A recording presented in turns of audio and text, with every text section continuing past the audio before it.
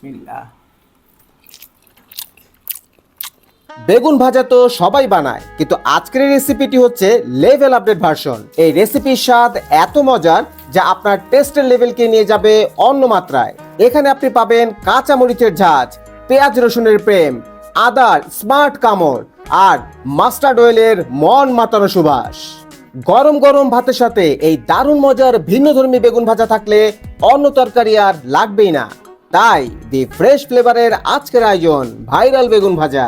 আসসালামু আলাইকুম, আমি মোহাম্মদ ফেরদৌস রহমান আছি আপনাদের সাথে, আর আপনারা আছেন দি ফ্রেশ ফ্লেভারে। Welcome to my channel. এই রেসিপির জন্য এই সাইজের বেগুন হচ্ছে পারফেক্ট চয়েস। চেষ্টা করবেন এই ধরনের বেগুন দিয়ে এই রেসিপিটি তৈরি করতে। আর অবশ্যই এই বেগুনের সাথে এই বোটা বা ডাঁট রাখবেন, এতে করে বেগুন ভাজার সময় উল্টাতে সহজ হবে। যাই হোক, ভালো করে বেগুনটিকে ধুয়ে নিয়েছি। এবার একটু টিস্যু দিয়ে এর গায়ে লেগে থাকা পানিগুলো ভালো করে মুছে নেব। এতে করে বেগুনগুলো ভাজার সময় তেল ছিটবে না আর খুব সুন্দর নরম করে ভাজা হবে। বাই দ্য ওয়ে, আমরা সাধারণত বেগুনি ভাজার জন্য যে লম্বা বেগুন ব্যবহার করি, ওই ধরনের বেগুন দিয়ে কিন্তু এই রেসিপিটি করা যাবে না। আর কেন করা যাবে না তা জানতে হলে না টেনে এই ভিডিওটি সম্পূর্ণ দেখতে হবে। বেগুনের শরীর ধোয়া ও মোছা শেষ। এবার এই আস্ত বেগুনকে প্রথমে মাছ বরাবর লম্বালম্বিভাবে দুই টুকরো করে ফেলবো। আর এই লম্বা করে কাটার সময় এই বেগুনের বোটাও চেষ্টা করবেন দুই ফালি করে কাটতে।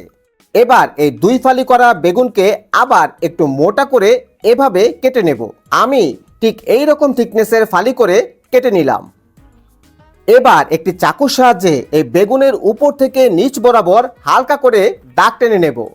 এতে করে আমরা এই রেসিপিটির জন্য যে মশলা ব্যবহার করব তা বেগুনের ভিতরে খুব ভালো করে প্রবেশ করবে এবং বেগুনের এই মশলা রেসিপিটি অনেক বেশি টেস্টি হবে।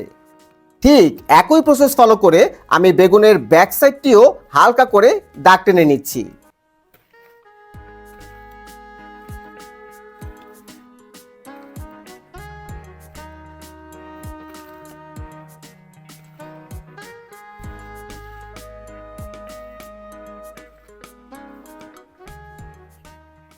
এবার আসুন মশলাপাতিদের সাথে একটু পরিচিত হয়ে নেই। প্রথমে নিয়েছি ধনিয়া পাতা। এটার কোনো নির্দিষ্ট পরিমাপ নেই, জাস্ট অনুমান করে নেবেন। তারপর নিয়েছি 4 থেকে 5টি কাঁচামরিচ, 2 টুকরো আদা, 3 থেকে 4 কোয়া রসুন এবং 2টি পেঁয়াজকে এইরকম 4 টুকরো করে নিয়েছি। এখন এই সবগুলো উপকরণকে আমি ব্লেন্ডার জারে এক এক করে দিয়ে একটি সুন্দর পেস্ট তৈরি করে নেব। এই রেসিপির প্রধান আকর্ষণই হলো এই মশলার পেস্টটি।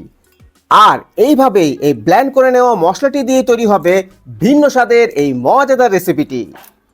বেশি নয়, জাস্ট 1 থেকে 2 মিনিটের মতো ব্লেন্ড করে নিলেই হবে। খুব বেশি মিহি করার প্রয়োজন নেই। দেখুন, এইরকম একটি হালকা দানাদার একটি পেস্ট বানালাম। এখন একটি প্লেটে ব্লেন্ড করে নেওয়া এই মশলার পেস্টটি আলাদা করে তুলে নেব। এবার এই মশলার পেস্টটির সাথে 2 চামচ পরিমাণ মাস্টার্ড অয়েল, হাফ চামচ হলুদের গুঁড়ো, পরিমাণ মতো লবণ এবং হাফ চামচ পরিমাণ ধনিয়ার গুঁড়ো দিয়ে ভালো করে মিশিয়ে নেব। খেয়াল রাখবেন এই মিশ্রণটি যাতে প্রপার ওয়েতে ভালো করে মেশানো হয়। এই মশলাটি যত ভালোভাবে মেশানো হবে এই রেসিপিটি তত বেশি সুস্বাদু হবে।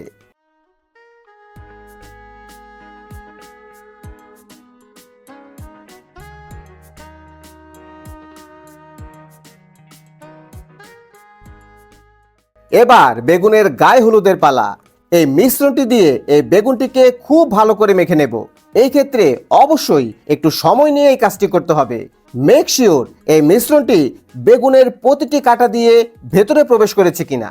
যত বেশি এই মশলা বেগুনের কাঁটার ভেতরে প্রবেশ করবে এই রেসিপি খেতে তত বেশি মজাদার হবে। আমার মশলা লাগানো অলমোস্ট ডান। আর এখন চলে যাচ্ছি রান্নাঘরে। চুলোতে ফ্রাই প্যান বসিয়ে ভালো করে হিট করে নেব। এবার বেগুন ভাজার জন্য পরিমাণ মতো মাস্টার্ড অয়েল দিয়ে দেব। এই বেগুন ভাজার জন্য খুব বেশি তেল দেবার প্রয়োজন নেই, এই জাস্ট 3 থেকে 4 টেবিল চামচ পরিমাণ তেল নিলেই হবে। যখন দেখবেন তেল থেকে এরকম ধোঁয়া বেরোচ্ছে তখনই বুঝবেন বেগুন তেলে ডুব দেবার জন্য একদম রেডি।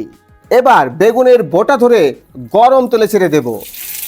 এই সময় চুলার আঁচ লো থেকে মিডিয়াম ফ্লেমে রেখে একটু সময় নিয়ে ভাজতে হবে।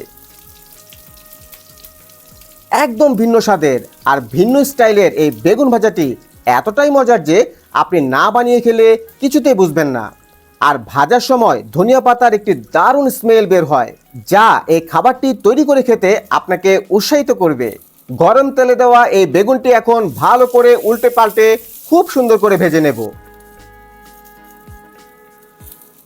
এই তো তৈরি হয়ে গেল ডিফারেন্ট ফ্লেভার আর ডিফারেন্ট স্মেলের একদম ইউনিক ভাইরাল বেগুন ভাজা। দুপুরে কিংবা রাতে অথবা অতিথি আপ্যায়নে দারুণ টেস্টি এই রেসিপি পছন্দ করবে বাচ্চা থেকে বুড়ো সবাই। তাই দ্রুত প্লেটে গরম ভাত তুলে নিলাম আর তার সাথে নিলাম বেগুন ভাজা আর একটি শুকনো মরিচ। এবার গরম গরম দলা পাকিয়ে কচকচিয়ে খেতে শুরু করলাম। আপনারা কি এখনো বসে আছেন? দ্রুত চলে যান রান্নাঘরে আর তৈরি করে নিন মজাদার এই রেসিপিটি। তাহলে কেমন লাগলো আমার এই আজকের রেসিপিটি কমেন্ট করে জানিয়ে দিন। আর তার সাথে চ্যানেলটি সাবস্ক্রাইব করে পাশে থাকা বেল বাটনটি বাজিয়ে আমার জন্য অপেক্ষা করুন। ফেসবুক পেজ থেকে দেখে থাকলে জাস্ট ফলো মি। আজ বিদায় নিচ্ছি, দেখা হবে নতুন কোনো রেসিপি নিয়ে আপনাদের সাথে। ততক্ষণ পর্যন্ত ভালো থাকুন, সুস্থ থাকুন, নিরাপদে থাকুন আর দি ফ্রেশ ফ্লেভারের সাথে থাকুন। আল্লাহ হাফেজ।